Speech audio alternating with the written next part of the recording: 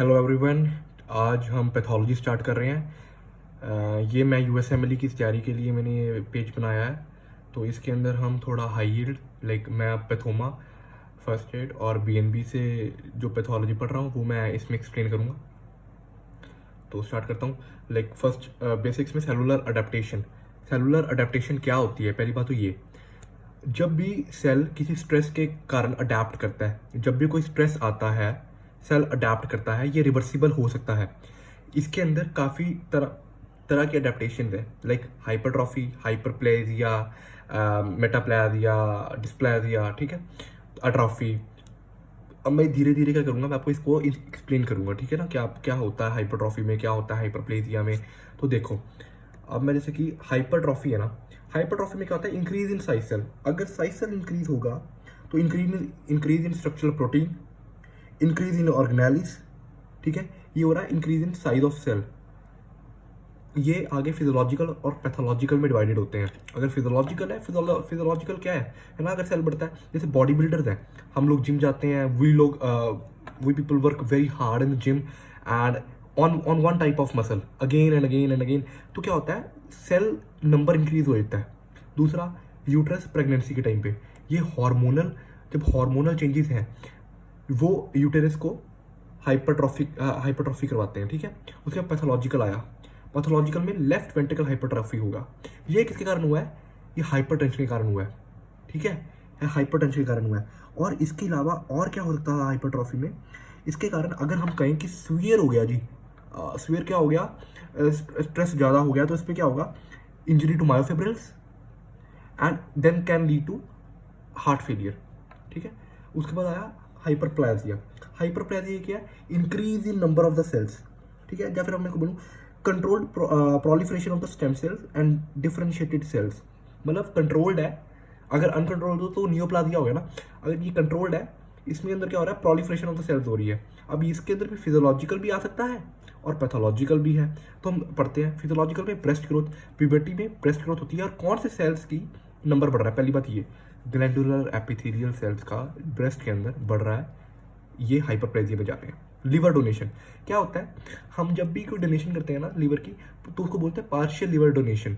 इसके अंदर क्या होता है, जो अब हमारे अंदर जो लिवर रह गया, उसके अंदर जो हेपेटोसाइट्स होंगे वो हाइपरप्लेजिया के स्टेट में जाएंगे और वो धीरे धीरे पूरा का पूरा लिवर बन जाएगा, ठीक है। उसके बाद एनीमिया की स्टेट में, एनीमिया के स्टेट में क्या होता है, हमें पता है एनीमिया में क्या होता है, आरबीसी काउंट कम होता है।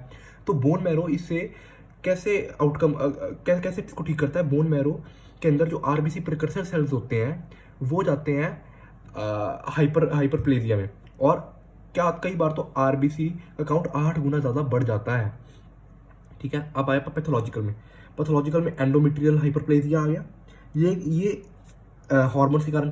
प्रोस्टेट हाइपरप्लेजिया आ गया, एचपीवी ह्यूमन पैपिलियोमा वायरस। इसके सिम्टम्स स्किन वार्ड्स और जेनिटल वार्ड्स।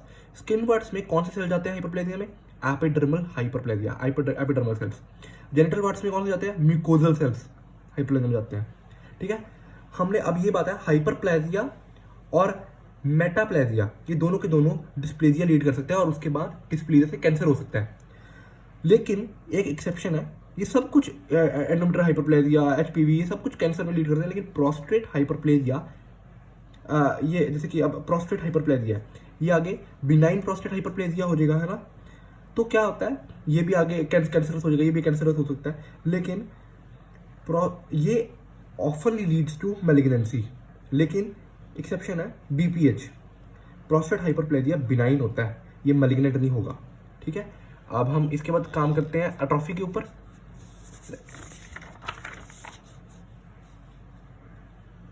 ठीक है, मैं आपको एट्रोफी कराता हूँ। ये बहुत इजी है एट्रोफी। एट्रोफी में क्या होता है, हम इसके अंदर टिश्यू मास कम हो रहा है, ठीक है।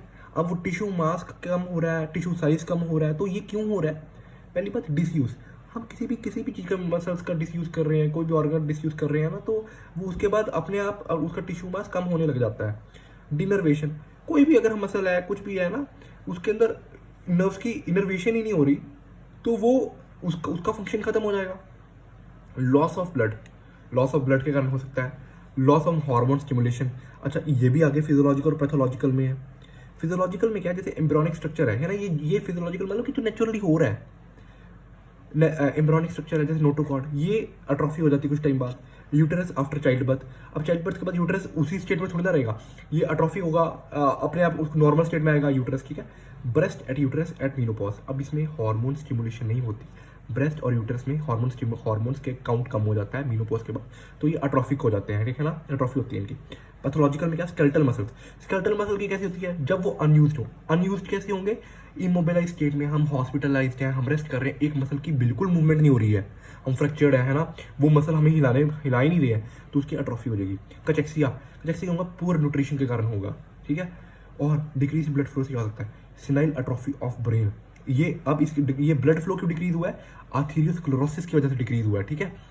अब आया loss of innervation, loss of innervation, अगर कोई भी नर्व नहीं इनर्वेट कर पा रही तो वो मसल न्यूरोमस्कुलर डिजीज कॉज करेगा, ठीक है, सिंपल सी बात है। उसके बाद हमें ये जो पॉइंट है यूबिक्विटिन, अब हम कहते हैं एक सेलुलर पाथवे है ना, जिसके कारण सेल डिग्रेड करता है, ठीक है, या आप कहते हैं साइटोस्केलेटन डिग्रेड करता है, वो क्या प्रोसेस है, यूबिक्विटिन प्रोटियोसोम पाथवे, ये बहुत इंपॉर्टेंट है। ये इस प्रोसेस में क्या होता है, यूबिक्विटिन टैग करता है प्रोटीन्स को, वो किसके साथ करता है, यूबिक्विटिन लाइगेज के साथ करता है, ठीक है, यूबिक्विटिन लाइगेज के साथ टैग करता है। अब जब टैग होता है तो ये सेकंड प्रोसेस में प्रोटियोसोम्स के पास चला जाता है, प्रोटियोसोम्स के पास जाके डिग्रेड हो जाता है ये सब कुछ, ठीक है। अब ये जब डिग्रेडेशन हो गई तो साइटोस्केलेटन डिग्रेड हो गया, प्रोटीन डिग्रेड हो गए, ये इतना सा काम है ना। और स्ट्रेस में क्या होता है, यूबिक्विटिन लाइगेज का काउंट बढ़ जाता है, जिसके कारण बहुत ज़्यादा यूबिक्विटिन प्रोटीन के साथ टैग हो जाते हैं और वो ज़्यादा प्रोटीनों के बजाते हैं और ज़्यादा डिग्रेडेशन होगी तो साइटोस्केलेटन फिर से डिग्रेड हो गया। और ऑटोफेगी, ऑटो इसके नाम से पता लग रहा है, phagy means eating, auto means self eating. Cellular components जब खुद की खुद लाइसोसोम्स के साथ अटैच हो जाते हैं, फ्यूज्ड विद लाइसोसोम्स, तो वो खुद खत्म हो जाएगा क्योंकि लाइसोसोम्स में एंजाइम्स है, ठीक है, जो कि डिग्रेड कर देंगे। अब हमने अट्रॉफी पढ़ दी, अब हम इसके बाद बहुत इंपॉर्टेंट मेटाप्लेजिया हम पढ़ेंगे, मेटाप्लेजिया। मैं आपको मेटाप्लेजिया पढ़ाता हूँ। तो मेटाप्लेजिया में क्या होता है, हम कहते हैं मेटाप्लेजिया क्या है, पहली बात तो ये, इसमें replacement of one cell type by other, या फिर मैं कहूँ reprogramming of the stem cells, ठीक है। अब रीप्रोग्रामिंग में क्या हो रहा है, जब स्ट्रेस आया, जैसे हम एक चलो एग्जांपल लेते हैं, बैरेट्स ईसोफेगस, इसमें क्या हुआ, जब गैस्ट्रिक एसिड ईसोफेगस तक आने लगा, ईसोफेगस में जो नॉर्मल स्ट्रेटिफाइड स्क्वेमस था उसको लगा भाई यार ये गड़बड़ हो रही है, बॉडी ने उसको ठीक करने के लिए एक क्या किया, अपने मेटाप्लेजिया, वो जो नॉर्मल था टिश्यू, जो नॉर्मल था एपिथेलियम, उसको बदल कर कोलुमिनर एपिथेलियम में बदल दिया कि उससे हमें ईसोफेगस खराब ना हो, ठीक है। सिगरेट स्मोक करता है, अब सिगरेट स्मोकर जब सिगरेट बार बार पिएगा, नॉर्मल क्या होता है, रेस्पिरेटरी सिलेटेड, ठीक है, रेस्पिरेटरी एपिथेलियम होती है, इसमें क्या होता है, सिलेटेड कोलुमिनर एपिथेलियम है। ये सिगरेट स्मोकर क्या करते हैं, सिलिया खत्म हो जाता है, स्ट्रेटिफाइड स्क्वेमस में बदल जाता है, हमारी बॉडी कहती है बच जाएंगे ना, तो स्ट्रेटिफाइड स्क्वेमस में बदल दिया। उसके बाद क्या आया, अब हमने अभी पढ़ा था हाइपरप्लेजिया लीड कर सकता है डिस्प्लेजिया में, ऐसे ही मेटाप्लेजिया भी लीड कर सकता है डिस्प्लेजिया में, और फाइनली कॉज कैंसर। अब जैसे बैरेट ईसोफेगस लिया, अगर मैं कहूँ ये डिस्प्लेजिया में जा रहा है और फिर कैंसर स्टेज में आ रहा है, तो इसको मैं क्या बोलूंगा, ईसोफेगल अडीनोकार्सिनोमा, ठीक है।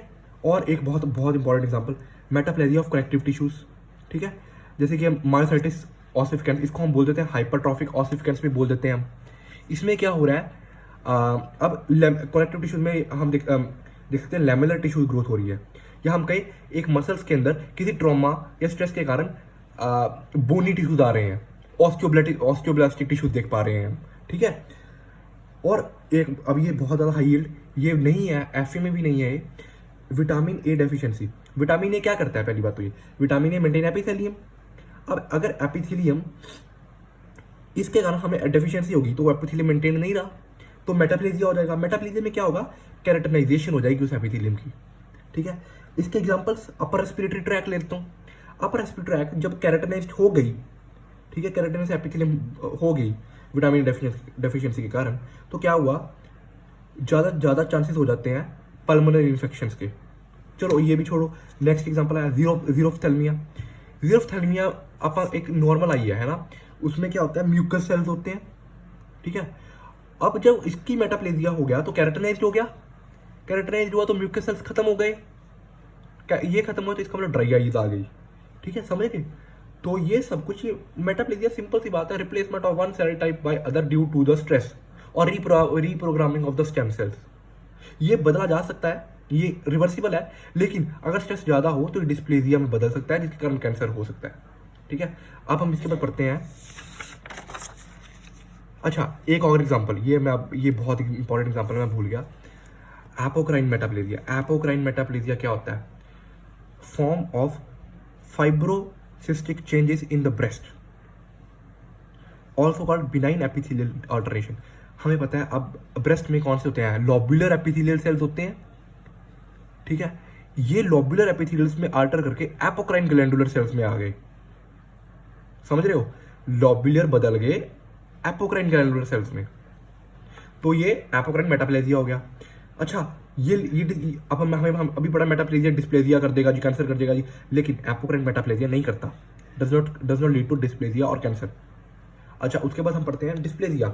डिस्प्लेजिया अभी हम बार बार पढ़ रहे हैं, परसिस्टेंट हाइपरप्लेजिया, या आप कहते हैं कि मेटाप्लेजिया, परसिस्टेंट पैथोलॉजिकल हाइपरप्लेजिया, ये सब कुछ क्या कर रहा है? डिस्प्लेजिया कर रहा है। डिस्प्लेजिया क्या कर रहा है जी? आगे कैंसर कर रहा है जी।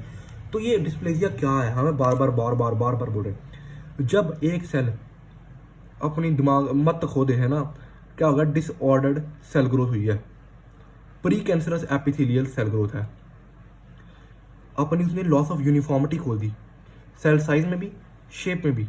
अच्छा, अभी हाइपरट्रॉफी में क्या हो रहा था? सेल साइज हो रहा था, नंबर हो रहा था हाइपरप्लेजिया में। जब ये यूनिफॉर्मिटी खो गई दी है, कभी कोई बढ़ रहा है, कोई कम हो रहा है, कोई हुई है ही नहीं शेप्स, और प्लियोमॉर्फिज्म की स्टेट में जा रहा है, जिसको हम प्लियोमॉर्फिज्म बोलते हैं।